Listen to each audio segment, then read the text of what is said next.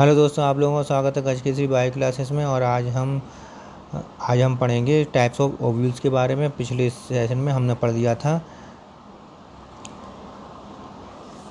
स्त्री जननांग जायांग के बारे में पढ़ लिया था, बीजांड के बारे में पढ़ लिया था, मेगास्पोरेंजियम जिसे हम मेगास्पोरेंजियम भी कहते हैं। आज हम ओव्यूल्स के टाइप्स के बारे में पढ़ेंगे कि ये कितने प्रकार का होता है। तो ओव्यूल्स जो होता है वो 6 प्रकार का होता है। पहला है ऑर्थोटॉपस। ऑर्थोटॉपस जो होता है उसमें क्या होता है कि उसमें बीजांडदार, माइक्रोपाइल, देखो ये रहा बीजांडदार,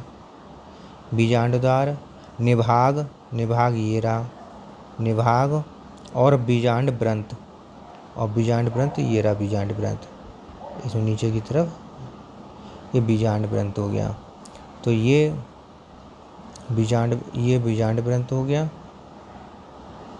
ये निभाग हो गया, चैलेजा हो गया, और ये माइक्रोपाइल हो गया। ये तीनों जो हैं एक सीध में रहते हैं। इस प्रकार का बीजांड सीधा होता है और तीनों माइक्रोपाइल, चैलेजा और बीजांड ब्रंत तीनों एक ही सीध में होते हैं। इसका उदाहरण है पॉलीगोनम।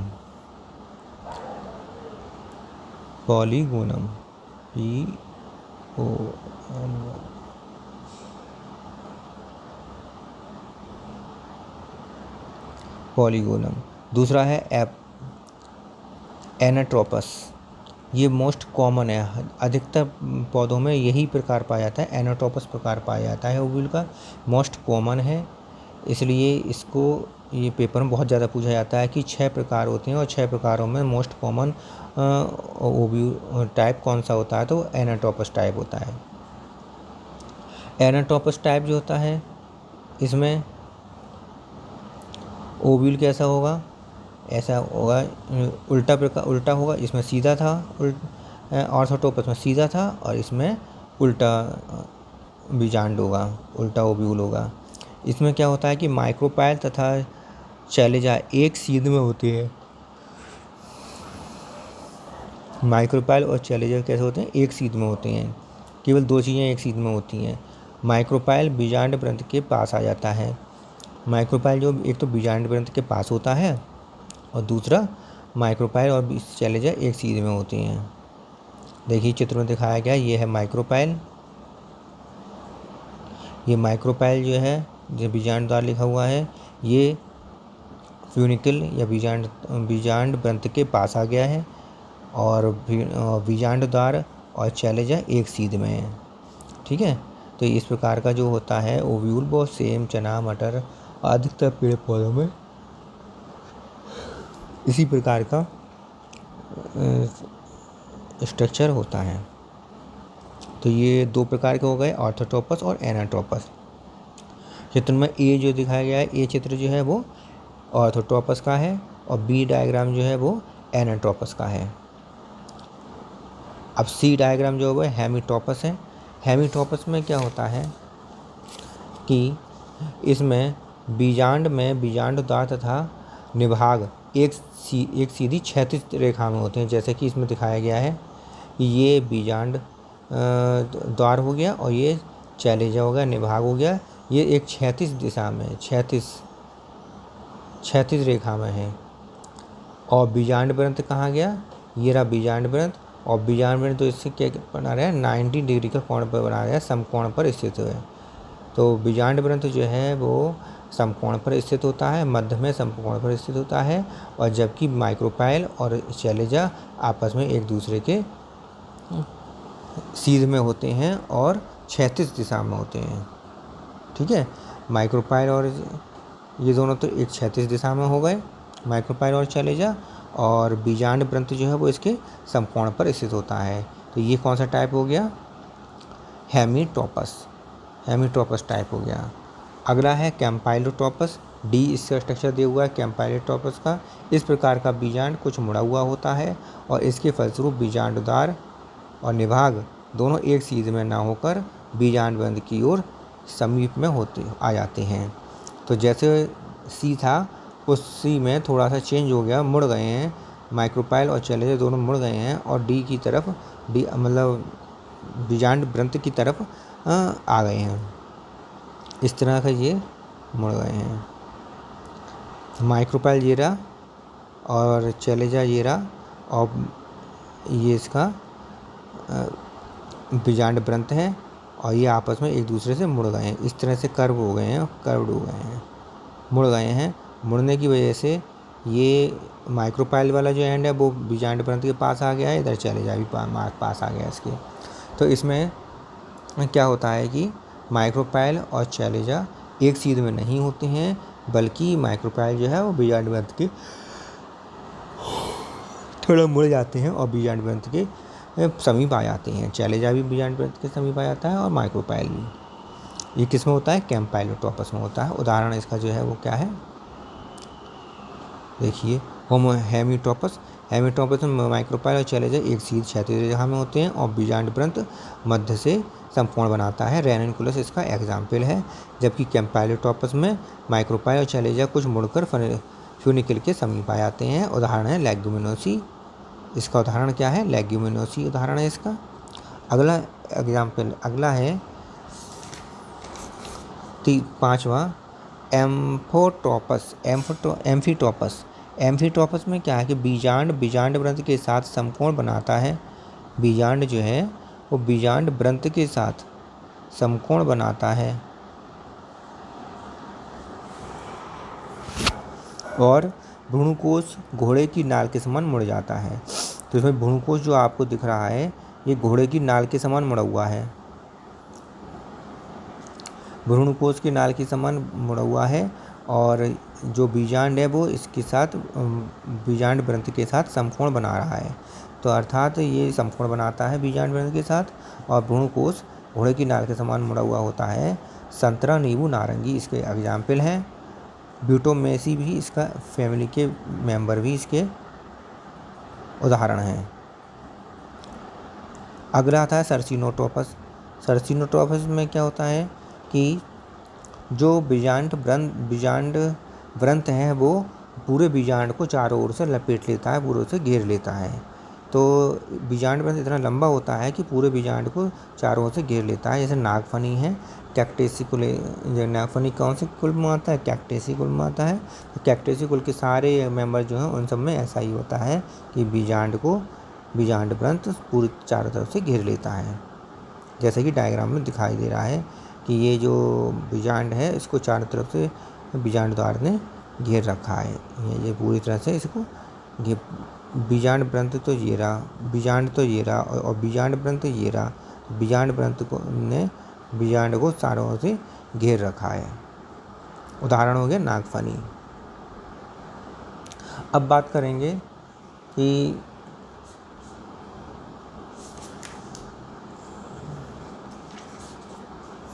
गुरु बीजाणु जनन किसे कहते हैं? गुरु बीजाणु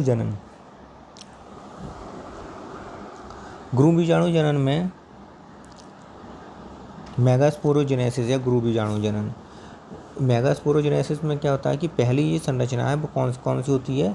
गुरु बीजाणु मातृकोश का जो होती है उसमें अर्धसूत्री विभाजन होता है, तब गुरु बीजाणु की बनने की क्रिया होती है। गुरु बीजाणु जनन जो होता है मेगास्पोरोजेनेसिस किसे कहते हैं? मेगास्पोर की बनने की क्रिया को कहते हैं। अब मेगास्पोर जो बनता है वो किससे बनता है? मेगास्पोर मदर सेल से बनता है और मेगास्पोर मदर सेल को हिंदी में कहते हैं गुरु बीजाणु मातृकोश का।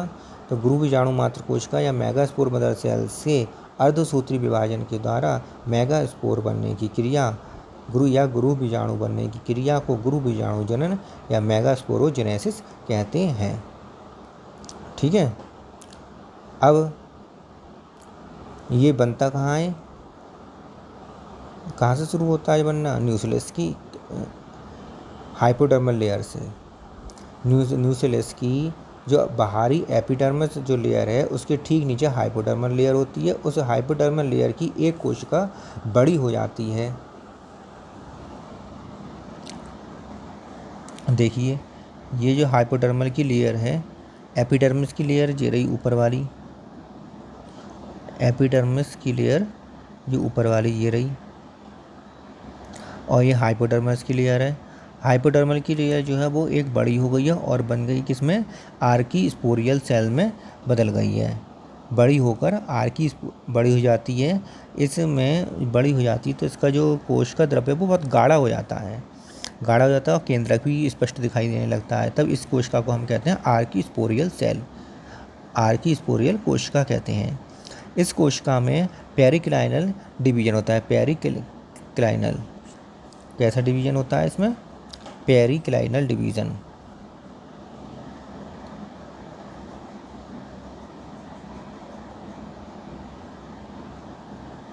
पेरिक्लाइनल डिवीजन होता है। पेरिक्लाइनल डिवीजन में क्या होता है, एक कोशिका बाहर की तरफ बनती है और एक कोशिका भीतर की तरफ बनती है। जो बाहर की तरफ बनती है उसे हम प्राथमिक भित्तीय कोशिका या प्राइमरी पैराइटल सेल कहते हैं। प्राइमरी पैराइटल सेल बाहर वाली प्राइमरी पैराइटल सेल कहलाती है और भीतर वाली प्राइमरी स्पोरोजेनस सेल्स कहलाती है या मेगास्पोर मदर सेल कहलाती है। प्राइमरी स्पोरोजेनस सेल भी कहते हैं, मेगास्पोर मदर सेल भी कहते हैं। कौन सी होती है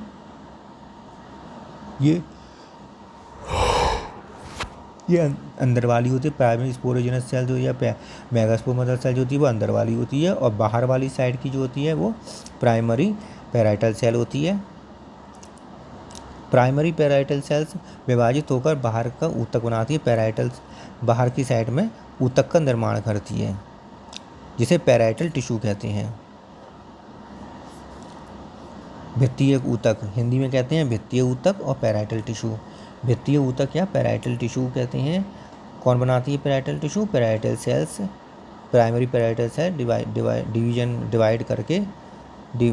डिवाइड होकर पैराइटल टिश्यू का निर्माण करती है। ठीक है।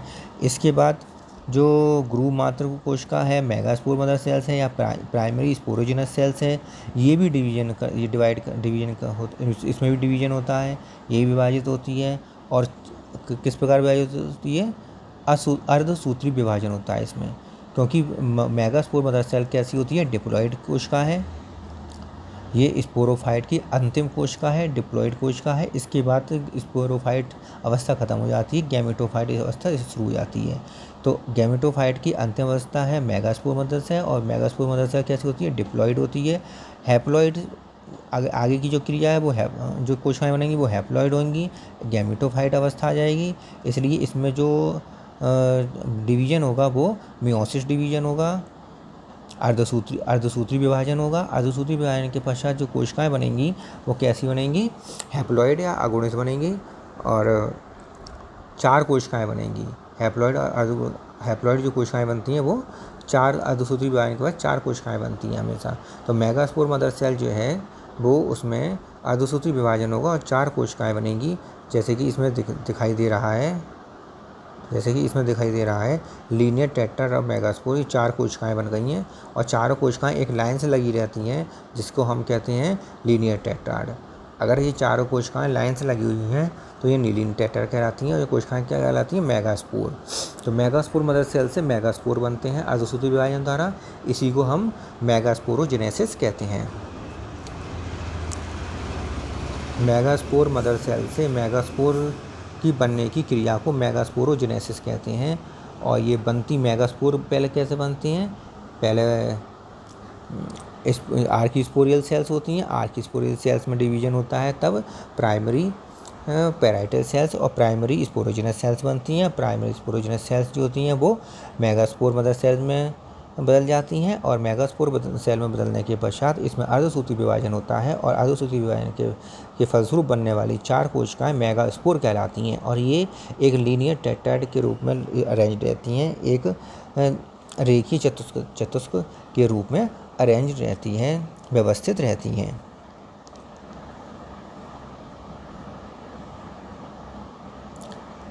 इसके बाद आता है अगली ये क्रिया आती है, वो आती है मादा गैमेटोफाइट, फीमेल गैमेटोफाइट या एम्ब्रियो सैक का निर्माण का फॉर्मेशन।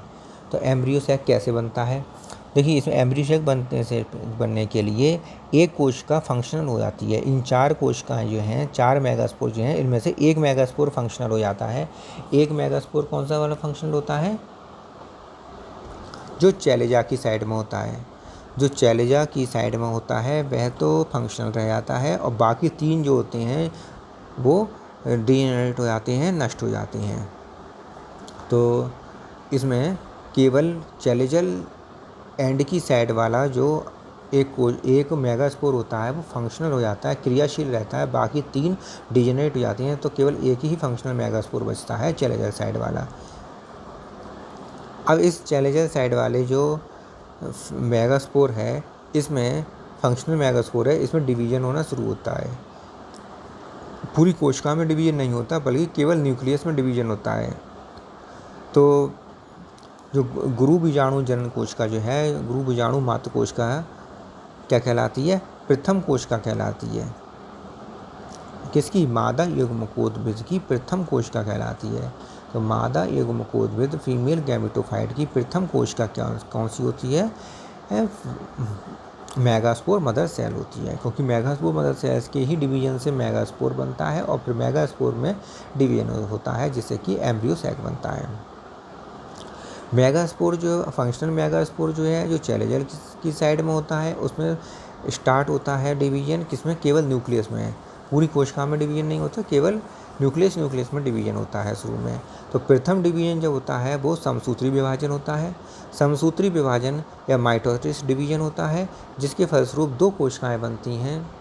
एक कोशिका चैलेजल एंड की तरफ चली जाती है, दूसरी कोशिका माइक्रोपाइल एंड की तरफ चली जाती है, जैसे कि डायग्राम में दिखाया गया है।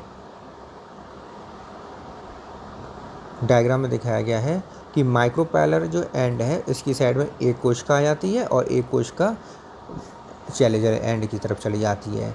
ये क्या बनती है? ये फंक्शनल मेगास्पोर के अंदर जो न्यूक्लियस का प्रथम डिवीजन होता है, प्रथम माइटोटिक डिवीजन होता है, समसूत्री विभाजन होता है।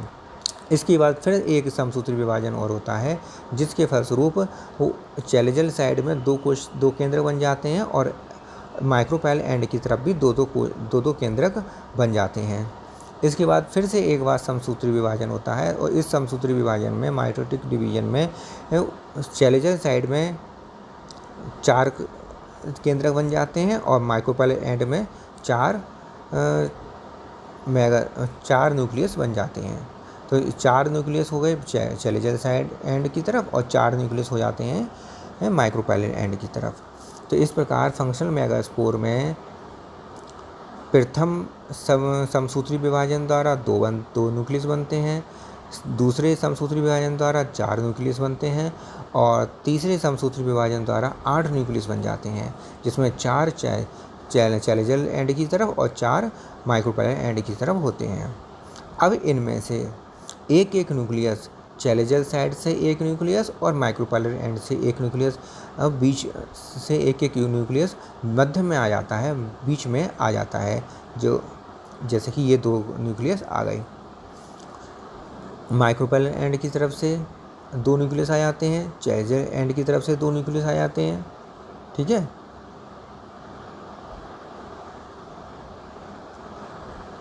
अब इसमें क्या होता है कि माइक्रोपाइलर एंड की तरफ से 2 न्यूक्लियस आ जाते हैं, 2 न्यूक्लियस चैलेजल एंड की तरफ से आ जाते हैं, बीच में आ जाते हैं, और ये दोनों न्यूक्लियस दोनों आपस में फ्यूज नहीं करते हैं कभी भी, बस ये तो केवल एक साथ साथ रहते हैं और द्वितीयक केंद्रक बनाते हैं, सेकेंडरी न्यूक्लियस बनाते हैं।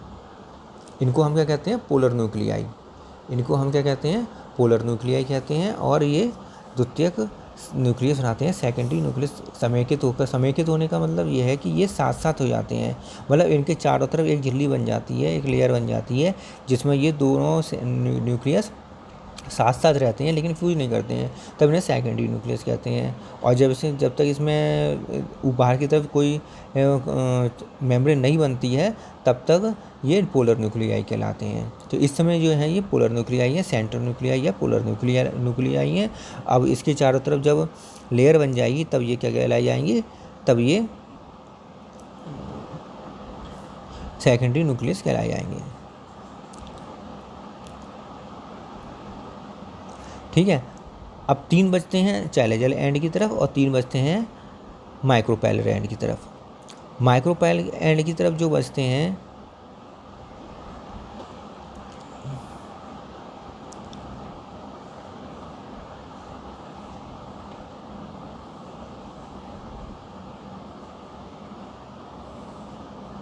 माइक्रोपैलर एंड की तरफ एग होता है।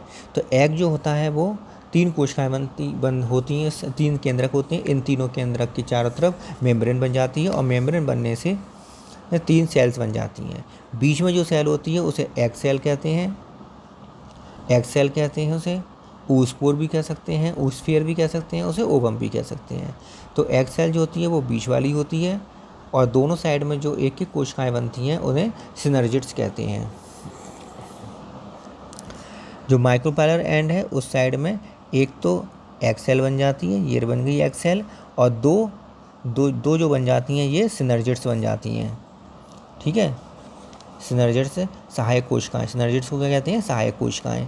सिनर्जिड्स बन जाती हैं और एग सेल को कहते हैं अंड कोशिका, एक अंड कोशिका बन जाती है। तो ये हो गया माइक्रोपैलर एंड की तरफ। और चैलेजल एंड की तरफ देखते हैं। अब चैलेजल एंड की तरफ जो 3 केंद्रक बच गए थे उन तीनों केंद्रक से बनती हैं 3 कोशिकाएं और तीनों कोशिकाओं को कहते हैं प्रतिमुख कोशिकाएं कहलाती हैं या एंटीपोडल सेल्स कहते हैं इन्हें। क्या कहेंगे इसे? प्रतिमुख कोशिकाएं या एंटीपोडल सेल।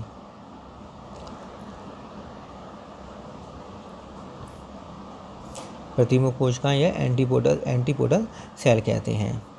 इस प्रकार जो भ्रूणकोश का निर्माण हो जाता है, तो भ्रूणकोश का जो निर्माण हुआ है इसमें अब पूर्ण रूप से विकसित जो भ्रूणकोश है इसमें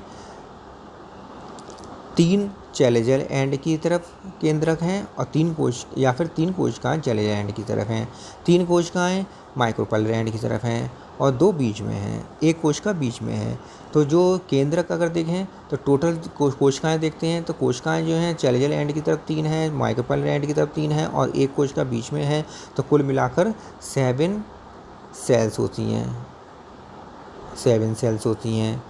और अगर हम ये देखें कि केंद्रक कितने होते हैं पूर्ण विकसित एम्ब्रियो सैक में, कितने केंद्रक होते हैं, तो 3 केंद्रक ऊपर की तरफ हैं, चैलेजल एंड की तरफ हैं, 3 केंद्रक माइक्रोपैलर एंड की तरफ हैं और 2 केंद्रक बीच में हैं। तो कुल मिलाकर 8 न्यूक्लियस होता है, 8 न्यूक्लियाई होते हैं और 7 सेल होती हैं। 7 तो सेल होती हैं, 3 ऊपर 3 नीचे 2 बीच में, 3 ऊपर 3 नीचे, 3 चैलेजल एंड की तरफ, 3 माइक्रोपैलर एंड की तरफ और एक कोशिका बीच में होती है। तो 7 सेल होती हैं और न्यूक्लियाई 8 होती हैं, क्योंकि जो मध्य की पोलर सेल है, सेंट्रल सेल में दोनों न्यूक्लियाई आपस में फ्यूज नहीं होती हैं, इसलिए न्यूक्लियाई एक अधिक हो जाती है, 8 न्यूक्लियाई हो जाती है और 7 सेल होती हैं। तो पूर्ण पोषण जो बनता है इस प्रकार बनता है कि पूर्ण विकसित एम्ब्रियो सैक में कितनी सेल्स होती हैं? तो 7 सेल होती हैं, 7 सेल होती हैं। और कितनी न्यूक्लियाई होती हैं? तो 8 न्यूक्लियाई होती हैं, 8 न्यूक्लियस होते हैं। इस प्रकार ये मादा युग्मकोद्भिद का पूरा वर्णन हो गया। तो मादा युग्मकोद्भिद फीमेल गैमेटोफाइट या एम्ब्रियो सैक का निर्माण इस प्रकार से हो जाता है।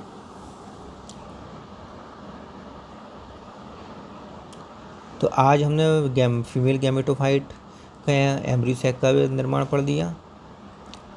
अब ये देखना है कि ये टाइप कितने प्रकार के होते हैं। तो मादा युग्मकोद्भिद जो होते हैं वो 3 प्रकार के होते हैं। एक बीजाणुक मोनोस्पोरिक, द्विबीजाणुक बाइस्पोरिक, चतुर्बीजाणुक टेट्रास्पोरिक। एक बीजाणुक जो होता है मोनोस्पोरिक जो होता है, इसमें क्या होता है कि एक बीजाणुक में दीर्घ बीजाणु मात्र कोशिका मेगास्पोर मदर सेल से अर्धसूत्री विभाजन के फलस्वरूप बने 4 दीर्घ बीजाणु मेगास्पोर में से 3 नष्ट हो जाते हैं, केवल एक ही मेगास्पोर सक्रिय रहता है। इससे मादा युग्मकोद्भिद फीमेल गैमेटोफाइट एम्ब्रियो सैक का निर्माण होता है। ठीक है, ये तो हो गया एक बीजाणु की परिभाषा हो गई कि इसमें मेगास्पोर मदर सेल्स के अर्धसूत्री विभाजन से 4 मेगास्पोर बनते हैं, 3 नष्ट हो जाते हैं, एक एक्टिव रह जाता है, सक्रिय रह जाता है, उसी से फीमेल गैमेटोफाइट का निर्माण हो जाता है। द्विबीजाणुक बायोस्पोरिक जो होता है, इस प्रकार के फीमेल गैमेटोफाइट के विकास में 2 बीजाणु केंद्रक मेगास्पोर न्यूक्लियाई भाग लेते हैं, जिसमें 8 केंद्रक होते हैं।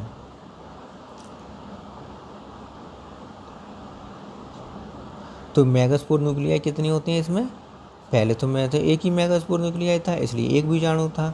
दूसरे वाले अब जो बता रहे हैं हम द्विबीजाणु बता रहे हैं, इसमें 2 मेगास्पोर जो होते हैं, मेगास्पोर के जो केंद्रक हैं वो भाग लेते हैं एम्ब्रियो सैक के निर्माण में। चतुर्बीजाणुक इस प्रकार के मादा युग्मकोद्भिद के विकास में निर्माण में 4 दीर्घ बीजाणुओं के केंद्रक भाग लेते हैं। इसमें 8 या 16 केंद्रक होते हैं। 8 या 16 केंद्रक होते हैं। तो इसमें क्या है कि 4 केंद्रक भाग लेते हैं निर्माण में, तब तो हो गया। 4 केंद्रक निर्माण में भाग ले रहे हैं, एम्ब्रियो सैक के निर्माण में भाग ले रहे हैं, तो चतुर्बीजाणुक हो गया, टेट्रास्पोरिक हो गया। 2 ले रहे हैं भाग, 2 न्यूक्लियस भाग ले रहे हैं, तो द्विबीजाणुक हो गया, बाइस्पोरिक हो गया। और एक अगर ले रहा है भाग, केवल एक ही मेगास्पोर भाग ले रहा है, उसका एक ही न्यूक्लियस होगा, तो वो कहलाएगा मोनोस्पोरिक। ठीक है, मोनोस्पोरिक बीजाणु। तो इस प्रकार जब मादा युग्मकोद्भिद का जो निर्माण होता है, विकास होता है, उसमें जो पौधे पाए जाते हैं वो 3 प्रकार के टाइप के होते हैं। एक बीजाणुक होता है, जिससे मादा युग्मकोद्भिद बनता है, एक ही मेगास्पोर सेल से बन जाता है। 2 बीजाणुक होते हैं जो जिसमें 2 न्यूक्लियाई भाग लेते हैं मेगास्पोर बनने में। चतुर्बीजाणुक जो होते हैं उसमें 4 न्यूक्लियस भाग लेते हैं megaspore mother cells female gametophyte के बनने में। तो इस प्रकार मेगास्पोर मदर सेल से मेगास्पोर कैसे बनते हैं ये भी बता दिया, मेगास्पोरोजेनेसिस की क्रिया द्वारा। और फीमेल गैमेटोफाइट या एम्ब्रियो सैक का निर्माण कैसे होता है वो भी हमने बता दिया। और इसका डेवलपमेंट फीमेल गैमेटोफाइट का या जो एम्ब्रियो सैक है, एम्ब्रियो सैक का डेवलपमेंट कैसे होता है, इस बारे में भी हमने आज डिस्कस कर लिया। इसके बाद आता है, हाँ, तो अब हम आज का सेशन यहीं पर समाप्त करते हैं। और हम आपको बताना चाहते हैं कि हमारा टेलीग्राम चैनल भी है, जो इसमें टेलीग्राम पे आप जाकर गजकेसी बायो क्लासेस डालेंगे तो हमारा चैनल खुल जाएगा, उसको आप सब्सक्राइब कर लीजिए, उसमें ज्वाइन कर लीजिए इसको। ट्विटर पर भी हम उपलब्ध हैं, नितिन वी, जिसका नंबर हमने आपको दे रखा है नितिन VE 18501564। ये इसका ट्विटर का नंबर है। ट्विटर का इसको डालने से ट्विटर पर हमारी साइट खुल जाएगी और हमें ज्वाइन कर सकते हैं, आप फॉलो कर सकते हैं। तो टेलीग्राम पर फॉलो कर लीजिए और ट्विटर पर हमें फॉलो कर लीजिए, जिससे कि हमें जो भी प्रॉब्लम हो आप टेलीग्राम पर हमसे कह सकते हैं, ट्विटर पर भी बोल सकते हैं। और अगर हमारी वीडियो अगर आपको समझ में आती हो, सही से समझ में आती हो, तो इसे ज़रूर लाइक ज़रूर कर दिया करें, इसे शेयर ज़रूर कर दिया करें। और पहली बार हमारे चैनल पर आए हैं तो आप इसको सब्सक्राइब ज़रूर कर लें। तो इस प्रकार आप हमारे चैनल को सब्सक्राइब कर लें, वीडियो को लाइक कर दें, शेयर कर दें, जिससे कि अधिक से अधिक बच्चों तक ये वीडियो पहुंच सके। और आगे के सेशन में जो पढ़ेंगे वो परागण के बारे में, पॉलिनेशन के बारे में पढ़ेंगे। अब तक तो हमने आपको मेगास्पोरोजेनेसिस और माइक्रोस्पोरोजेनेसिस दोनों के बारे में बता दिया, फीमेल गैमेटोफाइट, मेल गैमेटोफाइट दोनों के बारे में बता दिया। अब पॉलिनेशन के बारे में समझेंगे नेक्स्ट सेशन में। और आज का सेशन हम यहीं पे समाप्त करते हैं। और साथ में आपको मैं ये भी बताना चाहता हूँ कि मैंने लाइव क्लासेस भी शुरू कर दी हैं।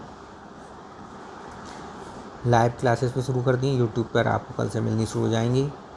आप लाइव क्लासेस में आ सकते हैं। ठीक है, नमस्कार।